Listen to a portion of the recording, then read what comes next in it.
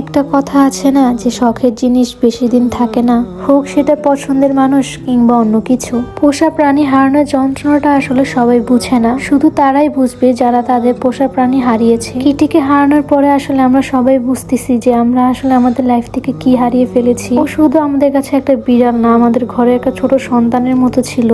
তো hello everyone, আসসালামু আলাইকুম। This is me from Mim's diary. কেমন আছেন সবাই আপনারা? আশা করছি সবাই অনেক বেশি ভালো আছেন, আর আমিও আলহামদুলিল্লাহ ভালো আছি। আসলে ঠিক কতটা ভালো আছি তা জানি না, কিন্তু বেঁচে আছি এটাই জানি। কিটি চলে যাওয়ার পর আমাদের বাসার কেউই ভালো নেই। প্রতিটা মিনিট প্রতিটা সেকেন্ডে আমরা কিটিকে অনেক বেশি মিস করতেছি। আসলে ওকে ছাড়া পুরো ঘরটাই ফাঁকা ফাঁকা লাগে, কোথাও গিয়ে শান্তি পাই না। আর আমার আম্মু অনেক বেশি ভেঙে পড়েছে। আর আমার আম্মু বিড়াল অতটা পছন্দ করতো না, বাট কিটিকে আনার পর থেকে আম্মু যে কিটিকে এতটা ভালোবাসে এর আগে বুঝি নাই। কিটি চলে যাওয়ার পরে আম্মু খাওয়া দাওয়াই একদম অফ করে দিয়েছে, শুধু গেট লাগায় কান্না করে কিটির জন্য। আমার আম্মুকে কোনো কিছুর জন্য আমি এভাবে কোনোদিন ভেঙে পড়তে দেখি নাই। আম্মু শুধু ঘরে হাঁটাহাঁটি করে আর বলে কিটি এখানে হাঁটতো, কিটি এখানে শুয়ে থাকতো। আসলে আম্মু ঘরে যেদিকেই তাকায় সেদিকে শুধু কিটির স্মৃতি দেখতে পায়। আম্মুকে কি সান্ত্বনা দিব? আসলে আমরা ঘরে সবাই অনেক বেশি ভেঙে পড়েছি। আম্মু সারাদিন বাসায় থাকে আর কিটির কথা মনে করে, তাই ভাবলাম যে আম্মুকে নিয়ে একটু বের হই, যদি আম্মুর মনটা একটু ভালো হয়। তো আম্মুর মন ভালো করার জন্য সেদিন আমরা রাত্রেবেলা বের হই আর ডিসিশন নিয়ে যে মাওয়া যাব। আর এই তো এখানে কথা বলতে বলতে আমরা মাওয়া চলে এসেছি। আর সেদিন মাওয়াতে আমরা শুধু 3 জন না, আমাদের সাথে আমাদের কাজিন এন্ড আমার আপুর ফ্রেন্ডরাও গিয়েছিল। বুকের ভিতরে কষ্ট চাপা দিয়ে হলেও ক্যামেরার সামনে হাসি খুশি থাকা লাগে। আসলে কোনো ছবি ভিডিও বা কোনো কিছু দেখে আসলে কারো লাইফ জাজ করা যায় না। আমরা যারা ভিডিও করি বা ব্লগ করি তাদের লাইফে যাই কিছু হয়ে যাক না কেন, ক্যামেরার সামনে আমাদের সবসময় হাসি খুশি থাকা লাগে। আমরা যদি ক্যামেরার সামনে এসে কান্নাকাটি করি বা মন খারাপ করি, তখন আপনারা সবাই বলবেন যে আমরা আপনাদের সিম্প্যাথি পাওয়ার জন্য এরকম করতেছি। আমরা যেরকম আমাদের লাইফের ভালো কিছু ঘটলে বা ভালো মোমেন্টগুলো আপনাদের সাথে শেয়ার করি, ঠিক তেমনি আমাদের লাইফে যদি খারাপ কিছু ঘটে সেটাও আমরা আপনাদের সাথে শেয়ার করি। যাই হোক, ওসব কথার দিকে না যাই। তো এখন যেহেতু শীত, আমরা সেদিন সন্ধ্যার মধ্যে মাওয়া চলে যাই। আর যাওয়ার পরে আমরা একটা রেস্টুরেন্টে চলে যাই। এখানে এসে আমরা মাছ দেখতেছিলাম, তো উনি আমাদেরকে অনেকগুলো মাছ দেখাচ্ছিল, বাট আমাদের ওরকম কোনো মাছ পছন্দ হচ্ছিল না। আর আমরা যেহেতু মাছ সম্পর্কে এরকম কিছু বুঝি না, তাই আমার কাজিন এখানে মাছগুলো দেখতেছিল যে কোন মাছটা বেশি ভালো হবে।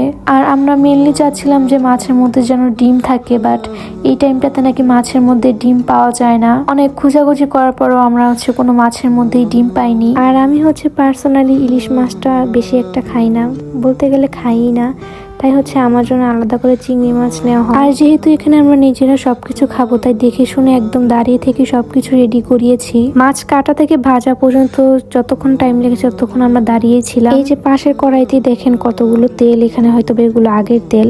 তো আমরা যদি না থাকতাম ওনারা হয়তো বা এই আগের তেলগুলো দিয়ে মাছগুলো ভেজে দিত, কিন্তু আমরা দাঁড়িয়ে থেকে বলেছি যে নতুন তেল দিয়ে একদম ভালোভাবে ভেজে দিতে। তো এখানে উনি এক এক করে সব মাছগুলো ভেজে নেয়। আর এখানে ইলিশ মাছের সাথে বেগুনও ছিল। এখানে মাছ বেগুন সবকিছু ভাজা হচ্ছিল, আর এখানে আম্মু মন খারাপ করে দাঁড়িয়েছিল। আমরা এখানে মেনলি আসছি আম্মুর মন ভালো করার জন্য, বাট আম্মু তাও মন খারাপ করেছিল।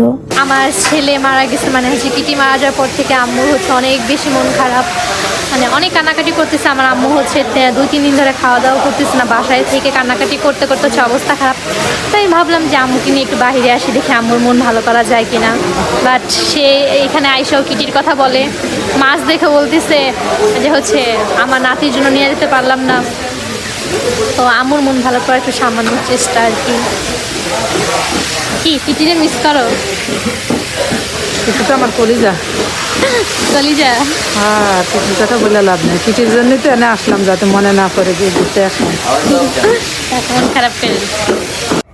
তো যেটা বলেছিলাম যে আম্মু এখানে মন খারাপ করে দাঁড়িয়েছিল, যে মাছ দেখে কিটির কথা মনে পড়তেছিল। আমরা কোথাও খাইতে গেলে কিটির জন্য সবকিছু নিয়ে আসতাম, তো ওইগুলো আম্মু আসলে মনে করতেছিল। এখানে আমাদের সবকিছু রেডি হয়ে গেছে, আর এখানে সবকিছু সার্ভ করে দিতেছিল। আর এখানে আমরা সবাই খেতে বসে পড়ি। সারাদিন আমরা কিছুই খাইনি, কারণ কিটির জন্য অনেক বেশি মন খারাপ ছিল। তো এখানে খাওয়া দাওয়া শেষ করে তারপর এখানে আমি দেখলাম যে পেয়ারা মাখা। এই পেয়ারা মাখানোটা আমার অনেক বেশি পছন্দের। আমি যেখানে এই পেয়ারা মাখানো দেখি না কেন, আমি সেখান থেকে এটা ট্রাই করি। আর এই পেয়ারা মাখানোর সাথে মেবি একটা কোনো কিছু চাটনি দিয়েছিল, যেটার জন্য পেয়ারা মাখানোটা আরো বেশি মজা লাগতেছিল।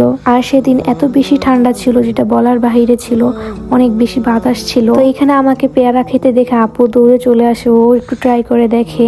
তো ওভারঅল এখানে পেয়ারা মাখানোটা অনেক মজা ছিল, কারণ এখানে একটা চাটনি ইউজ করেছিল, আর এমনিতেও আমার চাটনি অনেক বেশি পছন্দের। ওইখানে খাওয়া দাওয়া শেষ করে আমরা কিছুক্ষণ একটু হাঁটাহাঁটি করি, আর যেহেতু সেদিন অনেক বেশি ঠান্ডা ছিল তাই আমি একটু কফি খাওয়ার জন্য আসি। নর্মালি হচ্ছে আমি কফি অত বেশি পছন্দ করি না, আমার চা খেতে বেশি ভালো লাগে। তো এখানে জায়গাটা অনেক বেশি সুন্দর লাগছিল। এখানে মেনলি এসেছিলাম একটু ঘোরার জন্য, তো ঘুরতে এসেছি, কিছু তো খেতে হবে।